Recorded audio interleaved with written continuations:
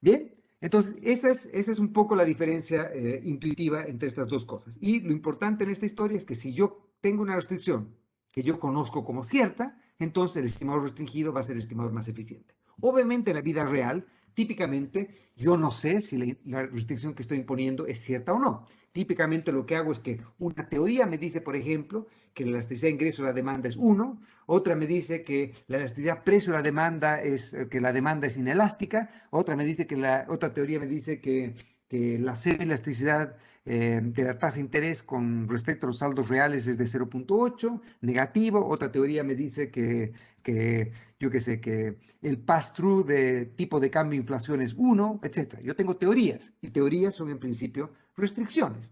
Estas restricciones pueden ser falsas o pueden no ser falsas. Acá lo que estamos haciendo es, cuando hacemos inferencia, entonces, nos separamos del caso en que asumimos que esta restricción es correcta o válida, y lo que hacemos ahora es, dados los datos que tenemos, evaluar si la hipótesis que estamos planteando ahora ya le hemos cambiado esto de nombre, ya no se llama restricción, sino se llama hipótesis, y queremos testear si los datos son consistentes o no con esta hipótesis. Y la manera en que decimos son consistentes o no es una manera un poco distinta. La manera en que decidimos esto es que la hipótesis, como siempre, no son correctas. Las hipótesis son simplificaciones. Lo que hacemos es simplemente ver si podemos falsear o no una hipótesis, ¿no es cierto? Y falsear una hipótesis es evaluar si la evidencia es aplastantemente contraria a la hipótesis que estamos planteando. Si es aplastantemente contraria a la hipótesis que estamos testeando, entonces lo que haremos es rechazar esa hipótesis. Pero lo que hacemos cuando hacemos inferencia, y este es otro de los problemas que típicamente tenemos cuando nos han enseñado en nuestros cursos de estadística cómo hacer inferencia, o nuestro curso de econometría cuando testeamos hipótesis, es que típicamente nos dicen, por ejemplo, ustedes quieren estimar un modelo en el que dicen que el consumo depende del ingreso disponible y depende de la tasa de interés y depende de no sé qué. Y quieren testear la hipótesis nula, por ejemplo, que la, que el ingreso disponible afecta o no al consumo. Entonces quieren testear la hipótesis nula que el beta asociado a esa variable es 0. Y ustedes lo que hacen es agarran el test T y evalúan si es que el valor de ese coeficiente es estadísticamente distinto de 0 o no. ¿Sí? Y típicamente lo que hacen es que si ese coeficiente es distinto de 0, ustedes rechazan la hipótesis nula y por lo tanto ustedes dicen, esta variable pertenece al modelo. Curiosamente, eso que han hecho debiese ser, por lo menos desde un punto de vista filosófico, un día muy triste en su vida. Porque cuando ustedes hacen un test de hipótesis, lo que ustedes están haciendo es que ustedes están amarrándose o se enamoran mucho de esa hipótesis. Ustedes dicen, yo creo que la solución está en Mauritania, que el amor de mi vida está en Mauritania.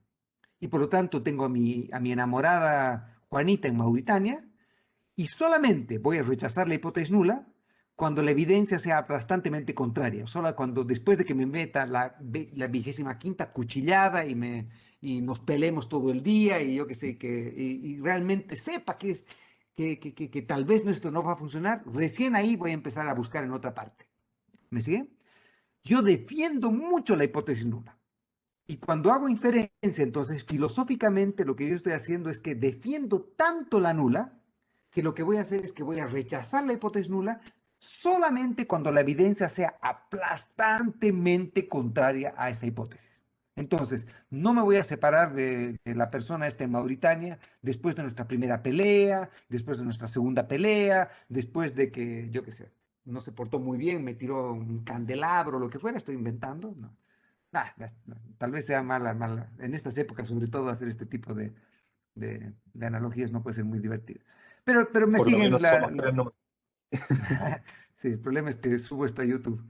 Em, pero bueno, pero me siguen la historia, ¿no es cierto? Entonces, la historia es que filosóficamente la hipótesis nula, lo que hacemos con la hipótesis nula es que le ponemos una camisa de fuerza muy grande y la defendemos a capa y espada. Y solamente la rechazamos cuando la evidencia es aplastantemente contraria a eso. En el ejemplo que estábamos diciendo antes, por ejemplo, yo creo que la hipótesis nula es consumo en función de ingreso disponible y quiero testar la hipótesis nula que el beta es 0. ¿Ok? Entonces, filosóficamente lo que ustedes están haciendo es que ustedes estiman su modelo, desde la hipótesis frecuentista que hemos dicho antes, estiman su modelo y les salió que el valor de beta era, yo qué sé, 0,4. Vuelven a tomar el DeLorean, cosa que no pueden hacer, pero vuelven a tomar el DeLorean, se van al pasado vuelven a estimar el modelo, le sale otro beta, menos 0.4. Vuelven a otra vez, otra vez, otra vez, otra vez, otra vez, otra vez, otra vez. Lo que hacen después es ahora construyen una distribución de los betas posibles que les podrían haber salido con esto, y lo que hacen es decidir que de tal a tal intervalo, para mí, este valor es como si fuese cero. ¿Sí? Entonces, puede ser que el valor puntual que me salió es 8.457, pero si mi intervalo de confianza está entre 4.500 y 857 millones, entonces 4.557 para mí es cero. ¿Me están siguiendo? Profe, es como una normalización, como una estandarización. Claro, o sea, cuando hago la estandarización, lo que estoy diciendo es que cuando yo tengo una hipótesis, ¿ya? Si el número, que es mi hipótesis, está dentro de el intervalo de confianza que me doy en esa curva, entonces el número que yo saque, cualquier número que salga dentro de ese intervalo, para mí va a ser como si fuese el número que yo estoy diciendo que debería ser de acuerdo a mi hipótesis nula. ¿Me siguen? Entonces, por ejemplo, en mi intervalo de confianza al tanto por ciento me da que está entre menos 43 y más 157, y por lo tanto el número cero está dentro de esta cosa. Entonces, cualquier número que esté entre ese número, para mí va a ser lo mismo que si fuese un cero. El número que me salió es 85. 85, la última vez que he chequeado, no es cero. Pero para mí va a ser como si fuese cero. 85 estadísticamente es cero. ¿Y por qué? Porque solamente 85 no va a ser cero para mí cuando, habiendo corrido el DeLorean muchas veces, cuando el verdadero beta es cero y hago este intervalo de confianza, el número que me tiene que salir es tan escandalosamente grande o tan escandalosamente chico como que para mí sea efectivamente distinto, indistinguible o distinguible de cero.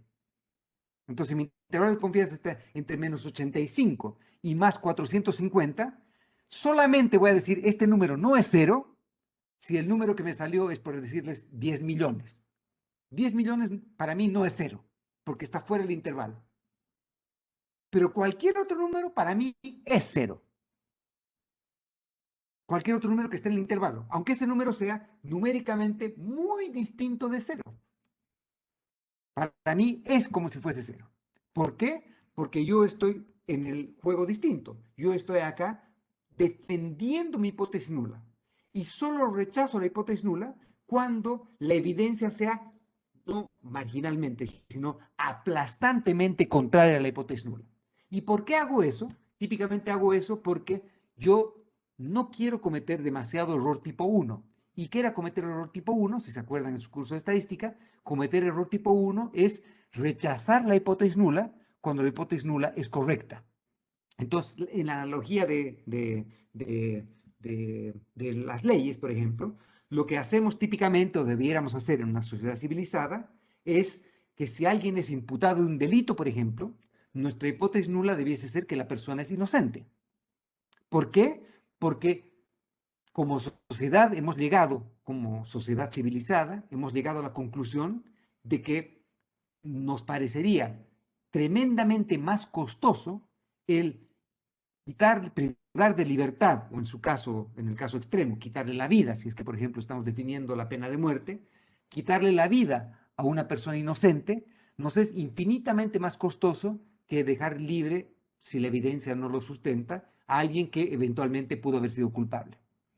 Entonces, si nosotros queremos evitar cometer error tipo 1, lo que hacemos es que queremos que la evidencia tenga que ser muy fuerte en contra de la hipótesis nula para poder rechazarla. Entonces, en el ejemplo este de inocente hasta que se demuestre lo culpable, hasta que se demuestre lo contrario, lo que hacemos es que si alguien nos acusa de haber matado a alguien, nosotros no inmediatamente arrestamos a la persona y la metemos a la cárcel de por vida o lo matamos. Lo que hacemos es que tratamos de que nos muestren evidencia de que eso ocurrió.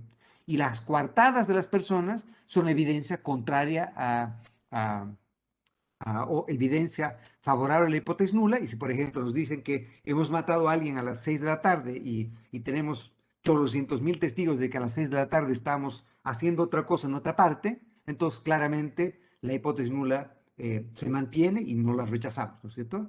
Y obviamente, si recuerdan dentro de la jerga legal, lo que hacemos típicamente es que la evidencia tiene que ser aplastantemente contraria a la nula, porque justamente no queremos cometer demasiados errores tipo 1. Entonces, pero hay un riesgo al hacer eso. ¿Cuál es el riesgo al hacer eso?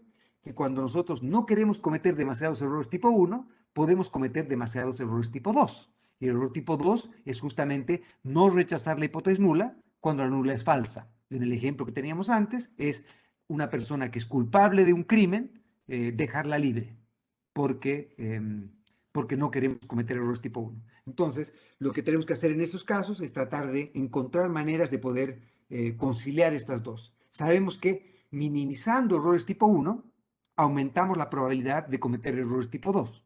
Si, por ejemplo, la única manera en la que nosotros vamos a considerar culpable a una persona, si esa persona se confiesa culpable, entonces obviamente la estrategia dominante es una persona nunca se va a confesar culpable y por lo tanto eso no es una manera útil de hacer esto. Pero si es que tenemos evidencia, que yo que sé, la persona dice que ha estado a las 6 de la tarde en tal lugar y mostramos con cámaras fotográficas y con otras evidencias que esa persona no estaba ahí, sino estaba en otro lugar, y vemos que tenía huellas digitales en el cuchillo y la huella digital era de él y que el ADN estaba en un lugar, etcétera, etcétera, etcétera, entonces es evidencia que va yendo contra la hipótesis nula y por lo tanto a favor de la alternativa. Y esto lo que hace es crearnos este conflicto entre cometer errores tipo 1 y cometer errores tipo 2. Típicamente entonces, y con esto déjenme terminar, típicamente cuando nosotros queremos testar una hipótesis nula, tenemos estos componentes. Tenemos una hipótesis nula y la defendemos fuertemente, ¿sí? Y lo que hacemos contra eso, entonces tenemos una alternativa, que sería el complemento a la nula, y lo que hacemos después es que una vez que hemos definido una hipótesis nula, nos casamos con esa hipótesis, en el sentido de que nosotros intentamos protegerla lo más posible. Y solamente la rechazamos cuando la evidencia sea aplastantemente contraria a esa hipótesis. ¿Por qué? Porque no nos gusta cometer demasiado error tipo 1. Entonces, puede que no sea un gran mérito hacer eso. Puede ser que justamente mucha persona culpable esté deambulando libre en las calles. Pero la idea detrás de eso, de que eso ocurra, es que preferimos, entre comillas, cometer ese error a cometer el otro, a cometer un error tipo 1. ¿Sí?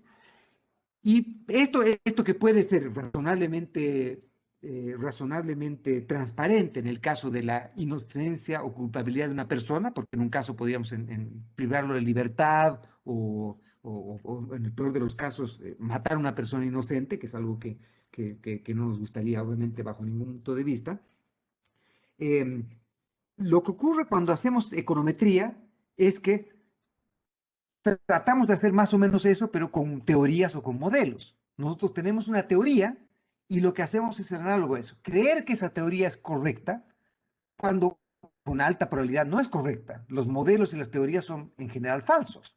Lo que hacemos es creer que la teoría o la restricción que estamos imponiendo es correcta y la rechazamos solamente cuando la evidencia sea aplastantemente contraria a esa hipótesis. Eso es lo que filosóficamente hacemos cuando hacemos esta hipótesis. Y por ejemplo, cuando definimos el tamaño de un test, o cuando ustedes dicen construir un intervalo de confianza al tanto por ciento, digamos al 95%, lo que dicen cuando están haciendo eso es que están dispuestos a cometer errores tipo 1 5% de las veces. ¿Sí? Cuando hace el tamaño del test, entonces nos define la probabilidad de cometer error tipo 1. Si es que nosotros aumentamos o hacemos el tamaño del test, lo hacemos más chico, es decir, hacemos más baja la probabilidad de cometer error tipo 1, digamos, rechazamos la hipótesis nula o hacemos un intervalo de confianza al 99%, como el intervalo de confianza es más grande, más campo le estamos dando a nuestra hipótesis nula. Y por lo tanto, solo vamos a rechazar la nula cuando la nula sea correcta e incorrectamente la rechacemos 1% de las veces. ¿Estamos de acuerdo? Porque el intervalo es del 99%. Pero el haber hecho eso va a imponer un costo. El costo que está imponiendo es que el error tipo 2 puede ser gigantesco. ¿Sí? O sea, si nosotros imponemos una hipótesis nula y y construimos un intervalo de confianza al 99.999999999% para no cometer errores tipo 1 casi nunca, lo que va a ocurrir es que con altísima probabilidad la hipótesis nula es falsa, porque estamos cometiendo error tipo 2, porque ahí cualquier hipótesis nula que nosotros nos demos va a entrar dentro de la casa. El intervalo de confianza es tan grande que cualquier nula no va a ser rechazada. ¿Me sigue? Y por lo tanto, entonces, filosóficamente es importante que entiendan bien qué es lo que hacemos cuando hacemos un test de hipótesis. Cuando rechazan una nula, debe ser un día muy triste en su vida. Debía escribir, querido diario, pese a todo lo que he hecho para defender mi teoría, la evidencia ha sido aplastantemente contraria a la nula. Y si no han rechazado la nula, no quiere decir que hayan hecho grandes cosas. Y me divorcié de la esposa de Mauritania, exacto. ¿Ok? No hemos hecho grandes cosas ahí, sino que hemos protegido tanto la hipótesis nula que solamente cuando encontramos cosas absolutamente terribles es que las rechazamos. Cuando la evidencia es aplastantemente contraria, recién rechazamos esta hipótesis. ¿Ok?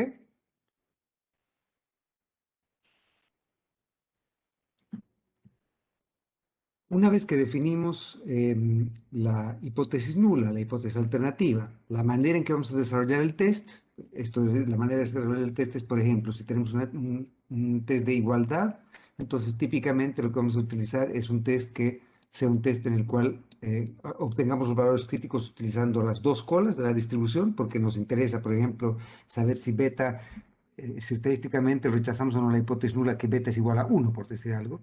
Entonces, que el estimador nos salga algo inferior a 1 o algo superior a 1 no afecta la validez de nuestra hipótesis. Por lo tanto, queremos hacer una hipótesis de dos colas. Pero, por ejemplo, si queremos testar la hipótesis nula que beta es positivo, que beta es negativo, entonces obviamente el valor crítico debe ser tal que sea escogido para tener la zona de rechazo hacia la derecha o la izquierda de la desigualdad, dependiendo de cuál sea la desigualdad que queremos testear. Entonces, necesitamos definir la nula, la alternativa, el test que debemos utilizar, la zona de rechazo y finalmente llegar a una conclusión. Si es que nuestro valor calculado está dentro del intervalo de confianza o es menor que el valor crítico, entonces no rechazamos la hipótesis nula, y si es que el valor calculado es mayor que el valor crítico, entonces la evidencia es aplastantemente contraria a la nula y rechazamos la hipótesis nula. Si quisiésemos hacer un test de hipótesis, como el que hemos discutido para hacer antes restricciones, que era, por ejemplo, testear la hipótesis que Q transpuesta beta era igual a C, donde recordemos que Q era una matriz, donde estaban todas las restricciones que estábamos imponiendo, que eran restricciones lineales, y queremos testar la hipótesis nula que Q transpuesta beta es igual a C, contra la alternativa que Q transpuesta beta es distinta de C. Entonces queremos testar un test de hipótesis de igualdad. Lo que podemos hacer para testar la hipótesis es, en primer lugar, por primera vez, vamos a imponer el supuesto normalidad de los errores. Ya hemos dicho antes que normalidad de los errores no era ni requerida ni necesaria para evaluar consistencia. Vamos a demostrar un poco más tarde que aunque no tengamos normalidad de los errores, tampoco necesitamos normalidad para hacer inferencia estadística. Pero si tuviésemos normalidad, vamos a poder llegar a los resultados que aparecen en esta parte de acá. Supongan entonces que ustedes tienen el modelo convencional, entonces tienen Y sub t dependiendo de X transpuesta beta, ¿no es cierto?, más U sub t, y asuman por un momento que los U sub t son normales. Entonces, si los U son normales, condicional en X, dado que beta es un vector de constantes, Y condicional en X va a tener esperanza igual a X transpuesta beta. La varianza condicional en X va a ser simplemente sigma cuadrado, que es la varianza de los errores. ¿Por qué? Porque como beta es una constante, la varianza es una constante cero. Y condicional en X, dado los valores de X, esta parte va a tener varianza cero también. Por lo tanto, entonces, Y condicional en X tiene esperanza X transpuesta beta y tiene varianza sigma cuadrado. Por lo tanto, si recordamos que nuestro beta gorro era simplemente una función que era lineal en Y, teníamos toda esta parte que era no lineal en X, pero había una parte que era lineal en Y, entonces el beta, dado que si U es normal, Y va a ser también normal, condicional en X, ¿no es cierto? Y si U fuese Pareto, Y condicional en X tendría distribución Pareto. Y si U tuviese distribución Weibull, Y condicional en X tendría distribución Weibull. Entonces, Y va a adoptar la distribución que tiene U. Si tenemos la suerte que los U son normales, entonces Y condicional en X también va a ser normal. Si Y condicional en X es normal, el estimador beta gorro condicional en X también va a ser normal. ¿Estamos de acuerdo? Porque Y es normal. Obviamente, otra vez, beta gorro, recuerden que es un estimador y beta es el verdadero vector de parámetros. Beta es una constante, no tiene distribución. Beta gorro sí es una variable aleatoria y por lo tanto tiene una distribución. Hemos mostrado que si es que los X no están correlacionados con los errores, entonces el estimador de beta, el beta gorro, condicional en X, tiene esperanza igual a beta y tiene varianza que era sigma cuadrado X transpuesta X inversa. Esto lo hemos demostrado ya en las anteriores clases. Por lo tanto, entonces, condicional en X, beta gorro también tiene distribución normal. Y acá vean que yo he colocado una cosa que dice olita A. Eso quiere decir, se distribuye aproximadamente como. No se distribuye exactamente como una distribución normal. ¿Por qué? Porque una cosa que hemos dicho antes ya, es que a medida que la muestra va creciendo, a medida que tenemos mayor tamaño de muestra, hemos dicho que X transpuesta X tiende a diverger, o lo que es lo mismo, X transpuesta X inversa tiende a converger a cero, o lo que es lo mismo, que la varianza del beta gorro tiende a converger a cero. El beta gorro, a medida que nuestra muestra va aumentando, lo que va ocurriendo es que la incertidumbre respecto a dónde está beta va haciéndose cada vez menor y por lo tanto esta parte va tendiendo a colapsar hacia cero. Por lo tanto, entonces, beta gorro converge en probabilidad y también converge en distribución al verdadero beta. No converge a una normal, converge a una constante, que es el verdadero beta. Converge a una distribución degenerada. Entonces, a medida que la muestra aumenta, el beta gorro converge al verdadero beta. Y por lo tanto, entonces, esto de acá, el estimador de beta gorro y la varianza de beta gorro por sí mismos no nos van a servir para hacer inferencia directa respecto al beta, que es lo que queremos hacer ahora, testear una hipótesis, porque a medida que la muestra aumenta, el beta gorro converge al verdadero beta y la varianza de beta gorro converge a cero. Por lo tanto, entonces, lo que queremos ahora es tomar en cuenta estos resultados que hemos derivado parcialmente hasta hace un momento para decir, si el beta gorro converge aproximadamente a una distribución normal, con esperanza, con esperanza beta y con varianza sigma cuadrado X transpuesta X inversa, entonces si yo multiplico el beta gorro por este Q transpuesta, entonces Q transpuesta por beta gorro va a tender a tener la misma distribución que hacer una combinación lineal de normales, que es lo que estamos haciendo acá con el Q transpuesta. Una combinación de normales también va a ser normal, y por lo tanto esta va a ser una normal multivariada. ¿Qué dimensión va a tener esta normal multivariada? Dimensión Q, Q chiquita, porque hemos dicho que Q chiquita era el número de restricciones que estábamos imponiendo, ¿no es cierto? Por lo tanto, entonces, ¿cuál es la esperanza de Q transpuesta beta gorro? Dado que Q es una matriz de constantes, la esperanza de Q transpuesta beta gorro va a ser simplemente Q transpuesta por la esperanza de beta gorro. Pero la esperanza de beta gorro es el verdadero beta. Y por lo tanto, si la hipótesis nula fuese correcta, es decir, bajo la hipótesis nula, asumiendo que la hipótesis nula es correcta, Q transpuesta beta gorro va a tener esperanza igual a C, que es lo que debiese ser el valor de Q transpuesta beta si es que la hipótesis nula es correcta. Entonces, si la hipótesis nula es correcta, la esperanza de Q transpuesta beta gorro debería ser simplemente este vector de constantes. Y a su vez, dado que la matriz de varianza y covarianzas de beta gorro es sigma cuadrado X transpuesta X inversa, la matriz de varianza y covarianzas de esta combinación lineal va a ser simplemente pre y post multiplicamos por Q transpuesta y por la transpuesta de Q transpuesta, que es simplemente Q, a la matriz de varianza y covarianza original que teníamos. Y por lo tanto, esta sería la matriz de varianza y covarianzas asociada a esta restricción evaluada en el estimador de beta gorro. Y por lo tanto, recordando que como beta gorro va aumentando, cuando el tamaño de muestra va aumentando, beta gorro va convergiendo a beta, y por lo tanto entonces esta aproximación no va a ser muy útil cuando la muestra va aumentando. Lo que quiero es encontrar una manera de hacer un test de hipótesis para cualquier tamaño de muestra. Y la manera en la que típicamente nos han enseñado a hacer eso es utilizando el método de estandarización que nos han contado en nuestro curso de introductorio a estadística, ¿no es cierto? Entonces, para estandarizar una serie, lo que hacíamos típicamente es que agarrábamos la variable aleatoria, le restábamos su esperanza, ¿sí? Le restamos su esperanza, que en este caso es si la hipótesis nula es correcta, la esperanza es C, y dividíamos eso entre la desviación estándar. Si es que nuestra hipótesis nula, o la hipótesis que queremos testear, es una sola restricción, ¿sí? Si Q es 1. Entonces podemos estandarizar esto. Entonces acá tenemos que si es que la hipótesis nula es correcta, el numerador va a tener esperanza 0 y la varianza del numerador es simplemente toda esta expresión de acá.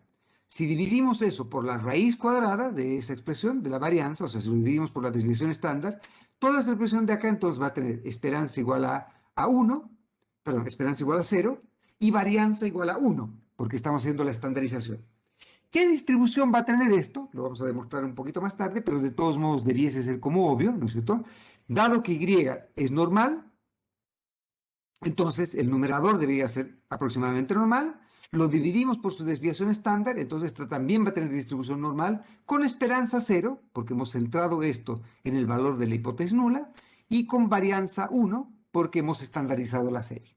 Entonces, si los U's son normales, este es un supuesto fuerte, si los errores fuesen normales, y si tuviésemos una sola restricción, y además, si conociésemos el valor de sigma cuadrado, entonces para testear la hipótesis nula, que Q transpuesta beta es igual a C, lo único que tenemos que hacer es evaluamos Q transpuesta en el beta gorro, restamos eso de la hipótesis nula que queremos testear, dividimos eso entre la varianza de esta restricción y eso debe tener una distribución normal 0,1. Entonces calculamos ese valor y comparamos ese valor con el valor crítico de una normal 0,1. ¿Cómo escogemos el valor crítico de la normal 0,1? Va a depender del tamaño del test. Y el tamaño del test, lo que habíamos dicho era cuánto de error tipo 1 estamos dispuestos a cometer, ¿no es cierto? Entonces, si por ejemplo queremos cometer errores tipo 1 a no más de 5% de las veces, entonces lo que hacemos es encontramos el valor de la distribución normal, tal que me da 2.5% del área a la derecha de la distribución y 2.5 del área a la izquierda de la distribución. Y dado que la distribución es simétrica, una distribución normal, el valor crítico va a ser este 1.96 que seguramente han visto típicamente. Entonces lo que tienen que hacer acá para testar esta hipótesis nula, si es un test de hipótesis de igualdad, lo único que hacen es evalúan esto, sacan el valor absoluto y comparan si ese valor absoluto es mayor o menor que el valor crítico. Si es menor que el valor crítico, no rechazan la hipótesis nula. Esto puede ser que, digamos, la hipótesis nula es que Q transpuesta beta valía 8. Y ustedes encuentran que el Q transpuesta beta vale 7, por decir algo. El valor evaluado vale 7. Lo que tienen que comparar es si estadísticamente ese 7 está demasiado lejos de 8, que es su hipótesis nula. Y para evaluar si está demasiado lejos o no, lo que hacen es evalúan la desviación estándar. Si está a 1.96 veces la desviación estándar, ¿no es cierto?, que tenemos a ese lado, entonces no rechazamos la hipótesis nula. ¿Sí? Eso no quiere decir que 7 sea igual a 8. Quiere decir que para mí, dado el tamaño de muestra que tengo, la hipótesis nula que yo protejo, como hemos dicho que protegía esta relación, soy miope en esto, no me preocupo de ver a nadie más, yo protejo mi hipótesis nula y la hipótesis nula no va a ser rechazada a no ser que la evidencia sea aplastantemente contraria a la nula. ¿Ok? Y por lo tanto, entonces, este sería el valor o el test que yo utilizaría si tengo U que son normales y tengo una sola restricción. ¿Ok? Tengo un pequeño problema acá. El pequeño problema que tengo es para yo calcular la varianza del beta gorro, yo necesito tener sigma cuadrado y no conozco sigma cuadrado. Por lo tanto, como no conozco sigma cuadrado, tengo que utilizar un estimador de sigma cuadrado. Y por lo tanto, podría utilizar el estimador Olita o podría utilizar el estimador gorro. Acá da lo mismo cuál de los dos estimadores se utiliza. ¿Ok? Si yo utilizo cualquiera de estos estimadores, por ejemplo, el estimador Olita, como el estimador de la varianza, lo que ocurre ahora es que yo, si los uso normales, otra vez, si los uso normales, lo que ocurre es que el estimador de la varianza depende de la suma de cuadrados de los residuos. Y si los uso normales, los U gorritos también van a adoptar la misma distribución de U, condicional en X. Por lo tanto, si los uso normales, los U gorritos, condicionales en X, también van a ser normales. Si los U gorritos son normales, la suma de cuadrados de los U gorritos va a ser la suma de cuadrados de normales. Y sabemos de nuestro curso de estadística que una distribución normal, estandarizada, al cuadrado nos entrega una distribución que es chi cuadrado, con un grado de libertad. Y acá lo que estamos haciendo es estamos sumando todos estos valores de cuadrados de los U-gorritos y por lo tanto se puede demostrar, esto seguramente lo han visto en su curso de estadística, que U-gorro transpuesto a U-gorro dividido el verdadero sigma cuadrado se distribuye con una chi cuadrado con t menos k grados de libertad cuando los u's son normales. Y por lo tanto, entonces, cuando yo distribuyo algo que tiene una normal con algo que tiene una chi cuadrado, la razón de la raíz cuadrada de una chi cuadrado, entonces lo que va a ocurrir acá es que esto va a tener una distribución t de student con t menos k grados de libertad. Entonces, la diferencia de pasar de una distribución normal a una t de student se da porque estamos asumiendo que los usos son normales, en los dos casos estamos asumiendo que los usos son normales, pero en el último caso, lo que estamos, además de asumir que los usos son normales, no tenemos la varianza, por lo tanto tenemos que utilizar un estimador de la varianza, y al utilizar el estimador de la varianza, la distribución deja de ser normal y se convierte en t de student. La t de student es una distribución que tiene colas más anchas que una distribución normal. Es simétrica como una distribución normal, por lo tanto la esperanza y la varianza son iguales, pero las colas son más anchas. Y al ser más anchas, quiere decir que el valor crítico que vamos a utilizar acá va a ser algo mayor que el de una distribución normal. ¿Sí? Porque el ancho de colas de una distribución t de student es mayor que una distribución normal.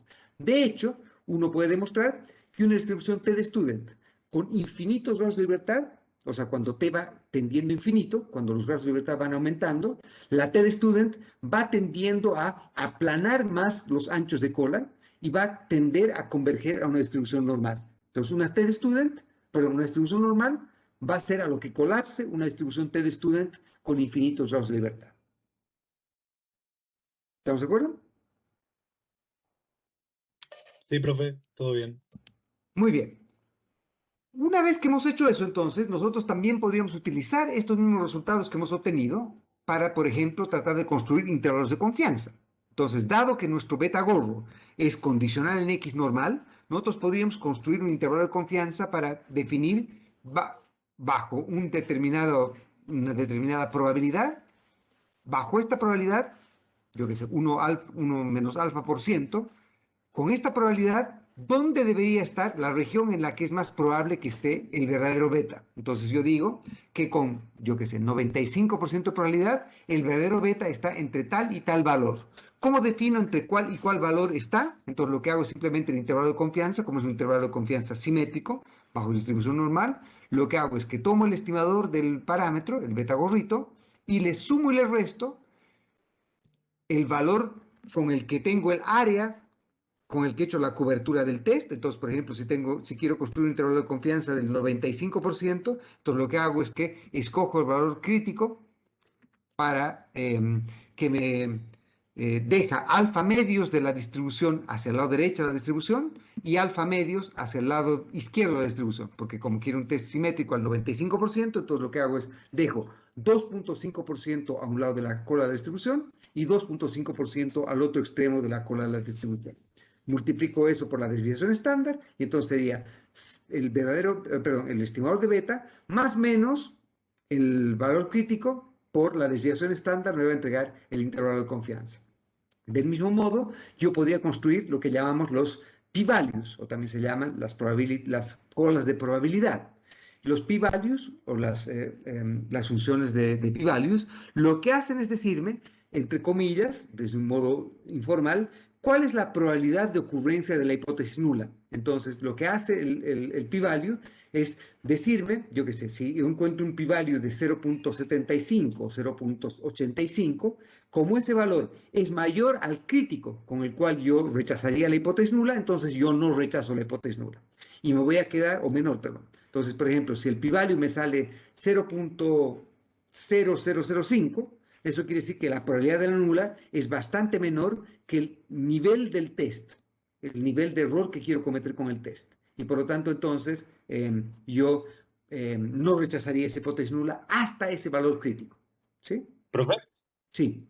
Entonces vamos a preferir, no me quedó muy claro, vamos a preferir p-values que sean menores al nivel de alfa. Lo que nos dice el p-value es el nivel de alfa a partir del cual rechazo la hipótesis nula.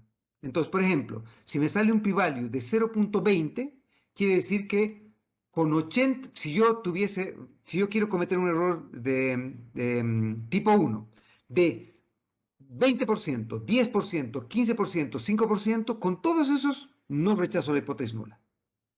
Pero si, por ejemplo, el p-value me sale muy, muy chico, entonces quiere decir que la probabilidad de la nula es muy baja. Y por lo tanto, solo si es que yo incorporo valores muy, muy chicos de alfa, la hipótesis nula no va a ser rechazada por los datos. Ahí se entiende, profe. Muchas gracias. ¿Perfecto? Entonces, si es que, por ejemplo, el p-value es muy bajo, entonces quiere decir que la probabilidad de la hipótesis nula es muy baja y por lo tanto voy a rechazar la nula para cualquier nivel, excepto para niveles más chicos que ese alfa. ¿Estamos de acuerdo? Entonces, si por Perfecto. ejemplo me sale un p-value de 0.4, quiere decir que no rechazo la hipótesis nula para si mi probabilidad de cometer un error de tipo 1 es del 30%, 20%, 10%, 5%, 1%, porque la probabilidad de la nula es bastante mayor que el alfa que he escogido ahí. ¿Sí? Muy bien. Clarito. Perfecto. También podríamos, otra vez, aprovechando que los U son normales, si los U son normales, acá estoy aprovechando porque estoy asumiendo que los U son normales. Obviamente en la vida real, exceptuando los casos en los que tengamos comunicación directa con Dios, no sabemos si los U son normales. ¿No es cierto? A no ser que creamos que escuchamos voces y eso puede ser porque, yo qué sé, efectivamente somos hombres de fe y Dios nos está hablando, o puede ser que necesitemos, que tengamos algún problema psiquiátrico, ¿no es cierto? Entonces, por cualquiera de las dos razones, típicamente nosotros no conocemos la distribución de los U's. Lo que nosotros eh, podemos hacer después, y vamos a mostrar cómo podemos hacer eso, es testear la hipótesis nula si los U son normales. Típicamente podemos querer testear esa nula. Pero si es que imponemos la hipótesis nula o no rechazamos la hipótesis que los U son normales, entonces sabemos que podemos encontrar una manera de poder construir intervalos de confianza para el estimador de la varianza, por ejemplo, para el sigma cuadrado lita. Y entonces podemos hacer un intervalo simétrico para dónde está la verdadera varianza utilizando el estimador gorrito y utilizando la distribución que debiese tener la suma de cuadrados de los U gorros, dado que los U's son normales. ¿Ok? ¿Qué ocurre si es que yo quiero testear una hipótesis en la que no tengo una sola restricción, sino que tengo muchas restricciones? Entonces quiero testear, por ejemplo, la hipótesis nula que beta 1 es igual a 8 y que beta 2 más 3 veces beta 4 menos 5 veces beta 8 es igual a 25. Quiero testear esas dos hipótesis por alguna razón. No quiero testear una hipótesis, sino quiero testear dos hipótesis simultáneamente. Entonces, como yo quiero testear más de una hipótesis, no me sirve hacer este pequeño truco, ¿no es cierto? Porque Q transpuesta beta menos C es un vector ahora. Entonces no puedo dividir esto por la desviación estándar, porque esta es la desviación estándar de un escalar, en el caso en el que yo tuviese Q igual a 1. Pero si yo tengo más de una restricción, entonces lo que yo puedo hacer es utilizar una generalización para testear la hipótesis conjunta. La manera en la que ustedes seguramente han visto esto es utilizando el test F. ¿Sí? El test F lo que hace es testear una hipótesis conjunta. ¿Cómo se testea el test F o cómo se utiliza el test F? Obtenemos la suma de cuadrados residuos del modelo restringido, es decir, la suma de cuadrados residuos bajo la hipótesis nula, en la que imponemos que la hipótesis nula es correcta. ¿Sí? Y ustedes, afortunadamente, ya saben cómo derivar el estimado restringido, porque hemos hecho eso antes, en la anterior clase, ¿no es cierto? Entonces ustedes saben cómo derivar el estimado restringido y con eso pueden obtener la suma de cuadrados residuos del modelo restringido. Luego pueden obtener la suma de cuadrados residuos del modelo no restringido. Y lo que quieren entonces es testear la hipótesis nula si una restricción, si pierdo información o no imponiendo la restricción. Uno no debiese perder la información demasiado si es que la nula es correcta y por lo tanto el valor de la función objetivo debiese ser relativamente parecido cuando yo estimo el modelo imponiendo la restricción o no imponiendo la restricción. Otra vez con la analogía del amor de nuestra vida, si nuestra hipótesis nula es que el amor de nuestra vida está en Mauritania, ¿no es cierto? Entonces buscamos a la chica más, o el amor de nuestra vida en Mauritania, y yo qué sé, medimos el valor de nuestra función ahí, y después lo medimos en otra parte, ¿no es cierto? Que es el estimador no restringido. Entonces, si la diferencia entre los dos es relativamente pequeña, entonces asumimos que en Mauritania estaba el amor de nuestra vida. ¿Sí? ¿Ok? Y entonces, eso es lo que hacemos típicamente. Entonces, quiero que ustedes en la casa con calma, y esta es otra cosa que les voy a pedir, deriven la expresión 9. La expresión 9, si ustedes han podido derivar la expresión 9, quiere decir que ustedes han podido expresar el estimador no restringido, el estimador restringido, han podido obtener la suma de cuadrados residuos del estimador no restringido y el estimador restringido, y que han podido llegar a derivar eso en función del estimador no restringido. Todo eso lo han podido hacer para llegar a esta expresión. Entonces, todo esto que está acá, toda esta parte que está acá, es simplemente la diferencia entre el estimador restringido y el estimador no restringido. Todo eso que está sombreado. Entonces, demuestren que efectivamente ese es el caso. Y quiero que vean que además de eso hemos colocado otros términos más. Acá tienen U gorro transpuesta a U gorro, la suma de los residuos, y en el numerador tienen T menos K. Por lo tanto, U gorro transpuesta a U gorro dividido T menos K es lo mismo que el estimador de la varianza. Es el sigma cuadrado olita. Y este Q de acá es el número de restricciones que estamos imponiendo. Y esto es lo que necesitamos hacer para que esta distribución sea una distribución F con Q grados de libertad en el numerador y T menos K en el denominador. Vean que, curiosamente, el Q está en el denominador de esta expresión y el T menos K está en el numerador de esta expresión. Pero lo que quiere decir eso es que el T menos K son los grados de libertad asociados a la parte del denominador y el Q es la parte asociada al numerador. ¿Sí? Porque los grados de libertad que tenemos entre el modelo restringido y el no restringido está dado justamente por el número de restricciones que estamos imponiendo. ¿Ok? Ahora, esto es correcto si es que los U's son normales y no conozco el sigma cuadrado. Si los U's fuesen normales y conozco la varianza de los U's, entonces el estimador que debiese, perdón, el test estadístico que debiese utilizar es una distribución chi cuadrado con Q grados de libertad. No una distribución F, sino una chi cuadrado. ¿Bien? Y una distribución chi cuadrado, como ocurre en el caso que teníamos antes, lo que va a ocurrir con una chi cuadrado es que y estos son test de una sola cola, ¿no es cierto? Porque la distribución normal, perdón, la distribución chi cuadrado y la distribución F son distribuciones que son no negativas, son distribuciones con joroba y son distribuciones que son no negativas. Y por lo tanto, entonces, el test, el valor crítico de una chi cuadrado va a ser un valor que va a ser algo menor al valor crítico de una distribución F, porque en una distribución F tengo que tomar en cuenta la incertidumbre asociada a no conocer la varianza de los errores. ¿Ok? ¿De acuerdo? Y por lo tanto, entonces, esto es lo que convencionalmente han hecho en sus cursos de estadística.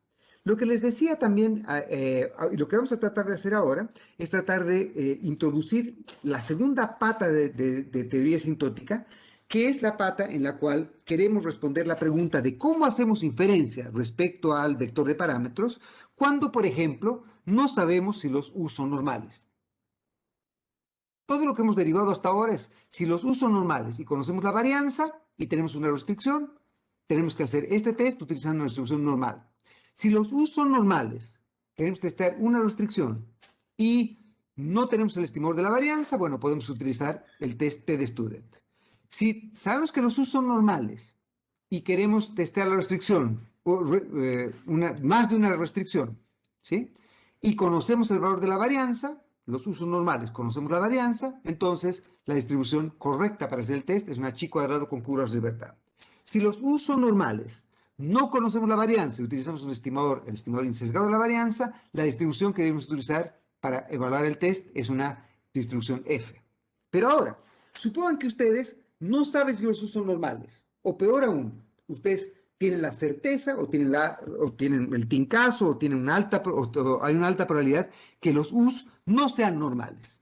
Si los U's no son normales, entonces esto que acaban de hacer, el test F, no es válido ni correcto, porque este es válido solo si los U's son normales.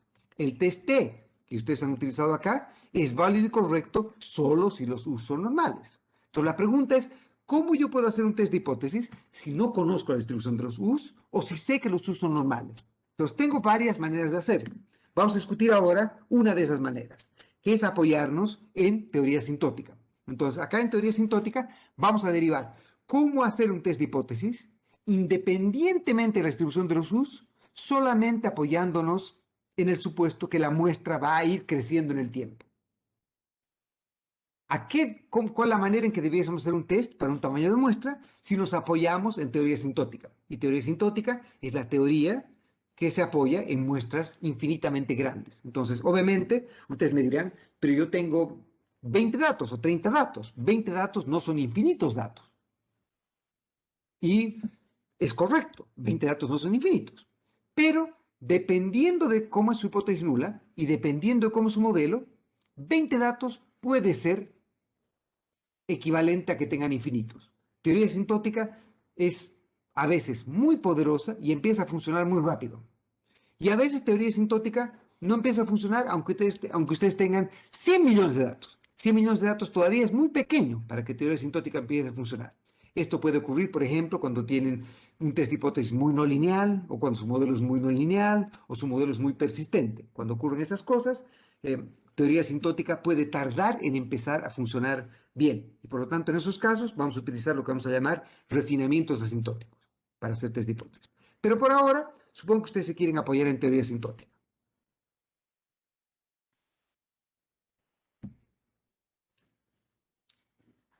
Una cosa que les había dicho era que si los usos fuesen normales, entonces Y sería condicional en X normal y beta gorro condicional en X también sería normal. Y hemos dicho que tendría una esperanza igual a beta y una varianza igual a sigma cuadrado X transpuesta X inversa. Entonces, supongan que ustedes tienen, yo qué sé, 20 datos. Tienen 20 datos.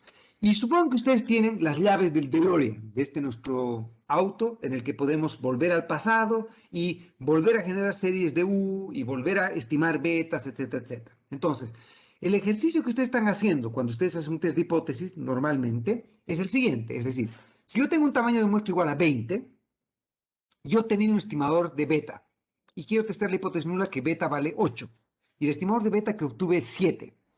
Quiero evaluar si es que 7 es estadísticamente distinto de 8.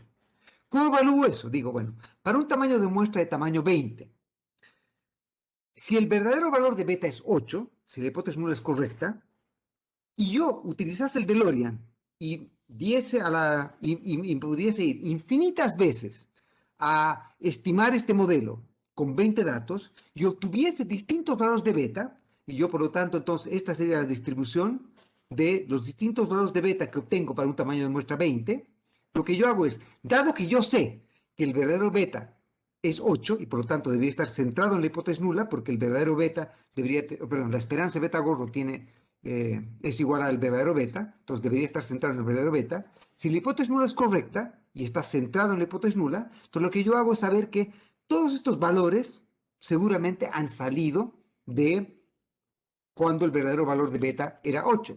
Pero yo sé que yo tengo que escoger un valor crítico. ¿Por qué? Porque no quiero no rechazar la hipótesis nula siempre, sino que voy a rechazar la hipótesis nula solo cuando la evidencia sea aplastantemente contraria a la nula. Por lo tanto, escoger un valor crítico a este lado o a este lado cuando quiero hacer ese test. Pero una cosa que va ocurriendo a medida que la muestra va aumentando es que recuerden que la varianza del estimador, va tendiendo a 0. ¿No es cierto? Porque el estimador se va haciendo consistente. Entonces, a medida que yo voy aumentando el tamaño de muestra, y por ejemplo, en lugar de 20 datos tengo 30 datos, por decir algo, la distribución va a seguir siendo condicionalmente normal, pero la varianza va a tender a hacerse más chica. Y si yo tengo 40 datos, la varianza va a ser más chica, 50, 60, 70, hasta que cuando yo empiece a tener infinitos datos, la varianza va a colapsar a 0 y el estimador va a converger al verdadero vector de parámetros. Entonces, yo podría hacer lo siguiente, decir, bueno, yo quiero evaluar si el verdadero valor de beta es 4, por decir algo. Y yo sé que a medida que la muestra va aumentando, el estimador va convergiendo al verdadero valor de beta. Entonces, lo que podría hacer es, para testear cualquier hipótesis, es esperar al infinito. Pues quedarme sentado, yo qué sé, me voy a morir, entonces, antes de morir, escribo en mi testamento, hijos míos, por favor, quiero que sigan corriendo esta regresión y evalúen si el verdadero valor de beta es 4, porque ese era mi caso. Y entregan eso a sus hijos. Y sus hijos siguen corriendo la regresión, van obteniendo distintos valores de beta y obviamente nunca llegan al infinito.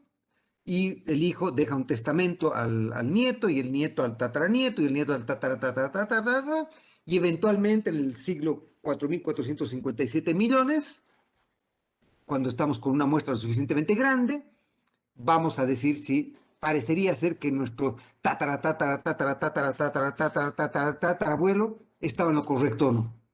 Esa sería una manera de tratar de testar una hipótesis. Es simplemente quedarse sentado y esperar a ver a dónde converge el beta. Obviamente, el estimador de beta. Obviamente esto no nos sirve, ¿no es cierto? Queremos testar una hipótesis nula hoy día, dado el tamaño de muestra que tenemos. Y por lo tanto, no nos sirve utilizar esta parte de acá directamente. Es decir, que Q transpuesta beta se distribuirá normal aun cuando tenemos normalidad. Y sabemos que si es que los usos no son normales, entonces el beta gorro tampoco va a ser normal. El beta gorro va a tener la distribución que tenga el U, porque tiene la distribución que tiene el Y. Por lo tanto, entonces, queremos testear una hipótesis nula cuando no sabemos la distribución de los U's y tenemos un tamaño de muestra dado. ¿Cómo queremos hacer ese test de hipótesis? Para testar hipótesis, entonces, utilizando esta variante de teoría sintótica, lo que vamos a hacer es apoyarnos en una herramienta que vamos a llamar el teorema central del límite. ¿Ok? Y para eso, antes de eso, vamos a definir un cuarto modo de convergencia. Ya hemos definido antes la convergencia en probabilidad, hemos definido convergencia en media cuadrada y hemos definido convergencia casi segura, o almost sure convergence, ¿no es cierto? El cuarto modo de convergencia que vamos a definir es convergencia en distribución. Y vamos a decir que una secuencia de variables aleatorias x sub t, un proceso estocástico x sub t, se dice que converge en distribución a x si la función de distribución que tiene x sub t, que puede ir cambiando con t, es decir, cuando tenemos 20 datos, x sub t tiene una distribución, cuando tenemos 30 datos, otra, cuando tenemos 50 datos, otra, etc. La distribución del proceso estocástico x sub t, que es f sub t, converge a la función de distribución que tiene x, que no depende de t. Entonces, lo que queremos hacer es, por ejemplo, encontrar una manera en la cual distintas herramientas, a medida que nuestra muestra va aumentando, van convergiendo en una distribución que, por ejemplo, es una normal 0,1, por decir algo. Y eso es justamente lo que voy a tratar de discutir acá. Entonces decimos que x sub t converge en distribución a x si es que la función de distribución de x sub t va acercándose a la función de distribución límite que tiene x, que es f. ¿Sí? ¿Ok? Decimos a su vez que x sub t e y sub t tienen la misma distribución límite si x sub t e y sub t convergen a lo mismo en distribución. Y entonces escribimos que el proceso estocástico de x sub t tiene igual distribución límite o limiting distribution que y sub t. ¿Ok? ¿Por qué entonces quiero utilizar esto? Porque recuerden que como nuestro beta gordo, como nuestra beta gordo, era tal que beta gorro convergía al verdadero beta, Q transpuesta beta gorro va a converger en distribución y en probabilidad a C, si es que la hipótesis no es correcta. ¿Por qué? Porque la varianza del beta gorro va a colapsar en cero. Entonces, lo que yo quiero ahora es encontrar una manera de poder reescalar esta hipótesis para que sea independiente del tamaño de muestra y tenga una distribución no degenerada. ¿Sí? Que a medida que la muestra va aumentando, la distribución va convergiendo en una distribución no degenerada. Y eso es lo que hago acá. Entonces, el teorema que voy a utilizar, el teorema central del límite, se llama el teorema central del límite 1 o el teorema central del límite de Lindbergh-Levy. Y este teorema central del límite nos dice que si yo tengo que x sub t es independiente e idénticamente distribuida, entonces x sub t tiene que ser un proceso estocástico en el que la esperanza de x sub t tiene que ser una constante, la varianza de x sub t también tiene que ser constante, entonces va a ocurrir que la diferencia entre el promedio muestral de x y su esperanza dividido entre su desviación estándar, ¿sí? Que es lo que tengo en el denominador, va a colapsar a una distribución normal 0,1. Entonces vean que la potencia de este teorema central del límite es que este teorema central del límite funciona independientemente de la distribución de los x. Los x podrían tener una distribución normal, Pareto, Weibull, TED Student, lo que ustedes quieran, Laplace, cualquier distribución, Laplace no, porque la esperanza de X no está definida ahí. Pero de todos modos, igual vamos a encontrar una manera de poder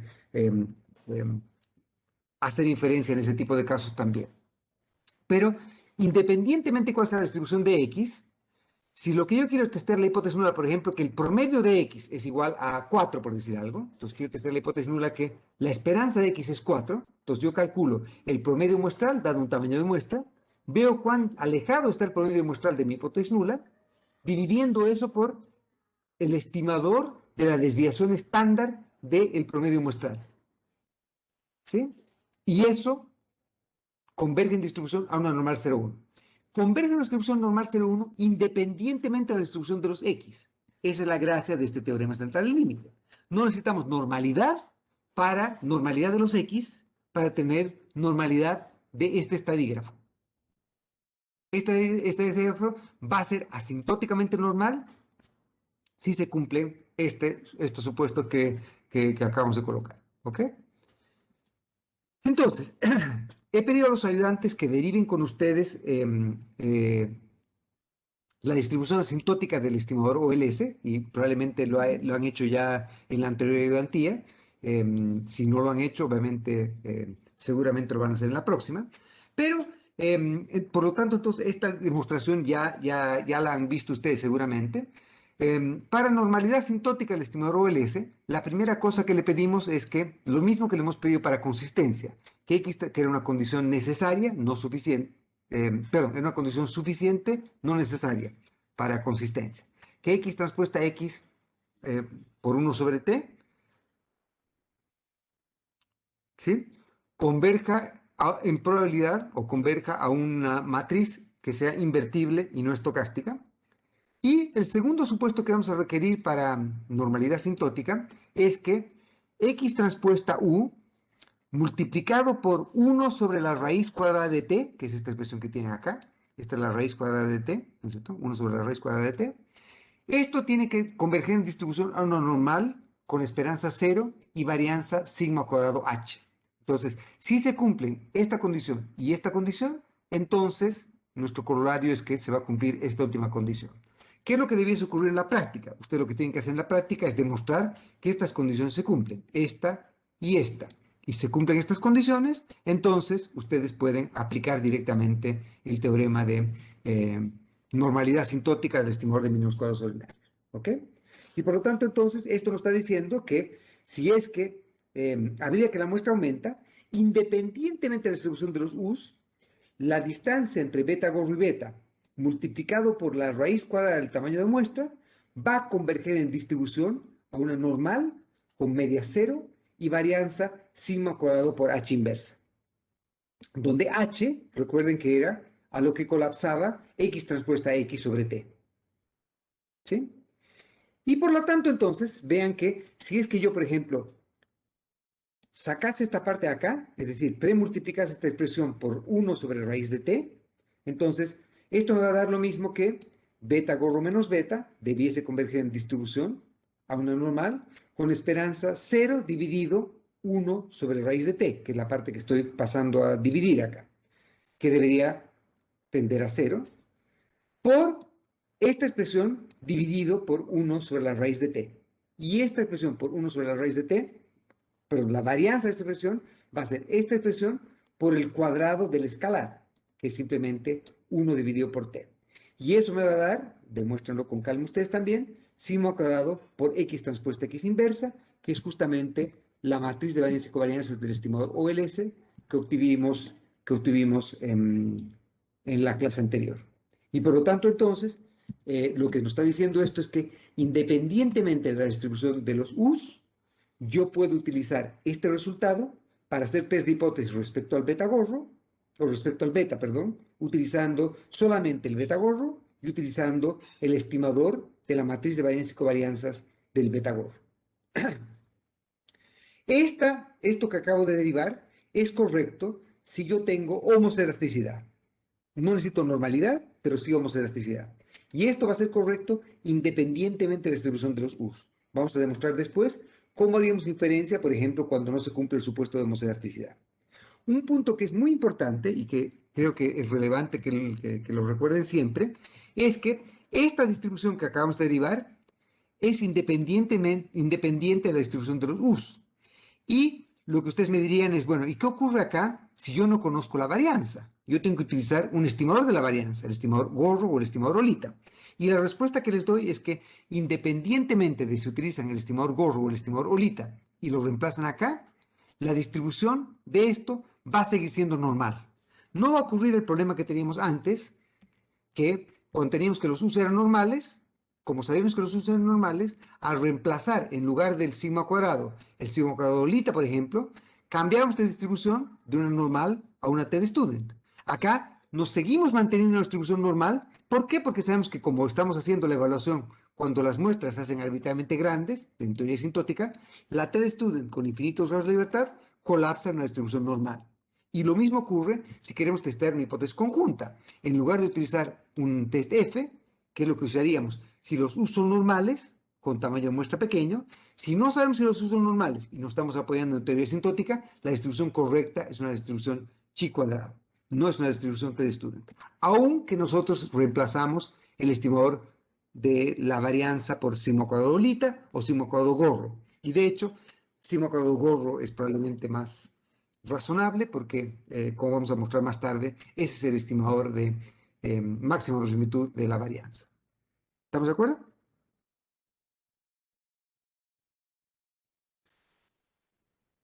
Muy bien. Lo que vamos a hacer entonces ahora es tratar de presentarles una aplicación de los tests o de cómo hacer inferencia para evaluar un test que llamamos el test de quiebre estructural. Entonces, la idea básica es la siguiente. Supongamos que por alguna razón nosotros creemos que el proceso que genera los datos o la manera en que Y se relaciona con X ha cambiado por alguna razón a partir de algún momento. Entonces, esto también, los test de quiebre estructural, también se llaman test de sample splitting o test de separación de muestra. Por alguna razón creemos que Y responde a X de un modo distinto antes y después de un evento. Entonces, por ejemplo, podríamos creer que ha habido una reforma tributaria en 1999, por decir algo, y queremos evaluar cómo la inversión reacciona ante las tasas de impuestos o reacciona ante los salarios o lo que fuera, ¿no es cierto? Y como ha habido una reforma tributaria, la crítica a Lucas y demás cosas nos dice que si es que ha cambiado la ley de momento de las variables de estado, debería cambiar la manera en que las Y se relacionan con X y por lo tanto debiese cambiar la manera en que Y responde a X. Quiero testear esa hipótesis nula. Como siempre, nuestras hipótesis nulas debiesen ser hipótesis en las cuales creemos que el mundo es bonito, que el mundo es tranquilo, que el mundo es hermoso. Y por lo tanto, nuestra hipótesis nula es que no hay quiebre estructural. Nuestra hipótesis nula es que el mundo es divino, que Y se relaciona a X igual antes que después. ¿Sí? Ahora, uno podría hacer esto para otras cosas también. Por ejemplo, uno quisiese evaluar si es que, yo qué sé, el retorno a la educación es distinto en los hombres que en las mujeres. Entonces, lo que hacemos es, en lugar de antes y después, es partimos la muestra. Entonces, tenemos por un lado los ingresos y el nivel de educación de los hombres, que serían los que están en la ecuación 1, si es que quieren que los hombres estén en la ecuación 1, si no lo hacen al revés, no hay problema. Y las mujeres van a la ecuación 2, ¿no es cierto? Entonces creemos que hombres y mujeres reaccionan distinto, o el nivel de educación afecta de modo distinto a sus ingresos, o el retorno a la educación es distinto. Queremos testear la hipótesis nula. ¿Cuál es la hipótesis nula? Bueno, la hipótesis nula es que no hay diferencias, ¿sí? Porque queremos, obviamente, utilizar un modelo restringido, y el modelo restringido es un modelo parsimonioso. Y el modelo parsimonioso es un modelo en que asumimos que el mundo es simple. Entonces, nuestras hipótesis nulas son siempre que no hay quiebres estructurales, que no hay cambios, que los errores son normales, que hay homoscedasticidad, que no hay autocorrelación, etc. Nuestras hipótesis nulas son siempre que el mundo es simple y no que el mundo es complejo. ¿Sí?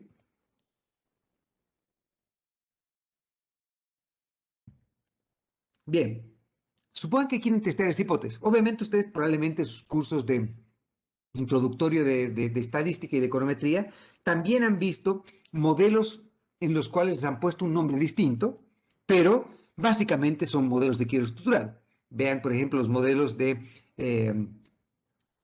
regresión discontinua, que probablemente les han escuchado hablar de los modelos de regresión discontinua en sus cursos introductorios, ¿no es cierto? Entonces, modelos de regresión discontinua lo que hacen básicamente es decir, ha habido algún evento, entre comillas, exógeno, y lo que queremos evaluar es si es que los agentes se comportan de modo distinto antes y después del evento, cuando la única diferencia que hay entre los agentes es, o debiese haber entre los agentes, las demás observables son iguales o no, eso puede cambiar, pero ha habido un evento que los hace distintos. Entonces queremos evaluar cómo los agentes se comportan cuando están en torno a esta discontinuidad. Y por lo tanto, entonces, tienen los agentes que están a un lado de la discontinuidad y tienen los agentes que están al otro lado de la discontinuidad. Y quieren evaluar si los agentes de un lado y del otro son distintos. Y la hipótesis nula es que no son distintos, ¿no es cierto?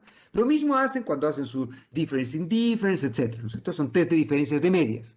Entonces, todos esos tests hacen lo mismo, ¿no es cierto? Quieren evaluar si es que antes o después de algo ocurre algo, o si es que un atributo hace que se comporte uno de un modo distinto que otro. Entonces, todos esos tests son simplemente hijos pobres, entre comillas, de este test, que es un test más general, que es el test de quiebre estructural.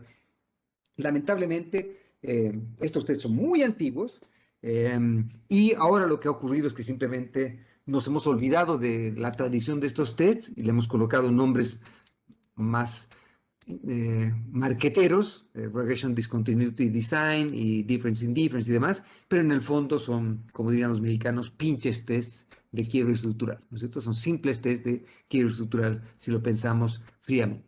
Entonces, eso es básicamente lo que se hace en este tipo de casos. Entonces, supongan que yo quiero testar la hipótesis nula que no han habido diferencias entre la manera en que se comporta la inversión antes y después de una reforma tributaria, por ejemplo. Entonces, separo mi muestra antes de y después de, y lo que quiero evaluar es si los betas son distintos o hay evidencia que los betas sean distintos. Entonces, la manera en que voy a hacer esto, y voy a mostrarles esto de un modo general, es simplemente voy a partir con el modelo imponiendo la restricción, imponiendo la hipótesis nula. ¿Cuál es la hipótesis nula? Que los betas son iguales, o lo que es lo mismo, que no hay quiebre estructural. Entonces, en ese modelo, lo que yo hago es estimo el modelo asumiendo que hay un solo beta. Y ese sería el modelo restringido. Entonces, ¿qué haría? Por ejemplo, tomo todos los datos de inversión y todos los datos de la otra variable, independientemente del periodo, y corro una sola regresión, asumiendo que no ha habido quiebre. Y después lo que hago es estimo el modelo asumiendo que la hipótesis nula no es correcta, que sería el modelo no restringido. En el modelo no restringido sería el modelo en el que yo impongo o no impongo esta hipótesis nula. Entonces yo estimo el modelo para la primera parte de la muestra y estimo el modelo para la segunda parte de la muestra. Y por lo tanto obtengo un beta 1 gorro y un beta 2 gorro que son de la muestra 1 y de la muestra 2. ¿Sí? La manera de hacer eso, utilizando la misma manera de hacer un OLS, simplemente definiendo a Y ahora como los Y de la primera parte de la muestra y concatenándolos horizontalmente con los Y de la segunda parte de la muestra.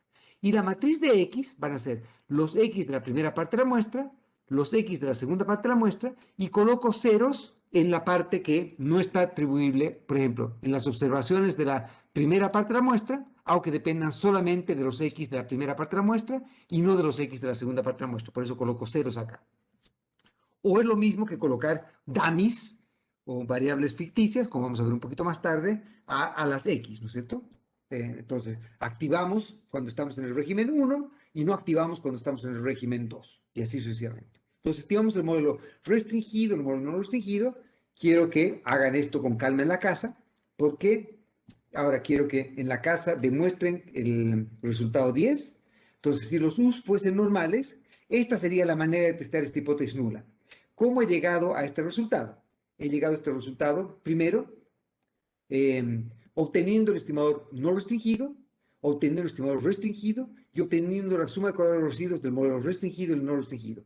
Y además, aprovechando los resultados que hemos derivado cuando les he presentado el teorema de Fritsch-Boggy-Lovell. Es decir, cómo obtengo un estimador de un subconjunto del vector de parámetros. ¿Se acuerdan? Entonces acá yo puedo obtener un estimador para el beta 1 gorrito y un estimador para el beta 2 gorrito, utilizando el teorema de Fritsch-Boggy-Lovell. ¿Estamos de acuerdo? Entonces, la ecuación 10 es como el sumum del sumum del sumum de lo que hemos hecho hasta ahora en el curso, porque resume todo lo que hemos hecho. Si ustedes llegan a la ecuación 10, es un excelente momento para, si les gusta la cerveza y si no brindan con Coca-Cola o lo que fuera, es el momento para mirarse al espejo con distanciamiento social con ustedes mismos y brindar por haber llegado a dominar lo que han hecho. Sí, como dice Tomás, esta es aprobación instantánea del curso, sí. Si ustedes han sido capaces de llegar a esta ecuación 10 por méritos propios, es decir, estudiando todo lo que hemos visto hasta ahora, y han llegado a esta ecuación, quiere decir que dominan todo lo que hemos hecho hasta ahora en el curso y por lo tanto con probabilidad 1 van a aprobar este curso sin ningún problema. Porque quiere decir que han entendido todo lo que hemos visto hasta ahora para poder llegar a esto. La ecuación 10 es como el pináculo de lo que hemos visto hasta ahora, es la cima.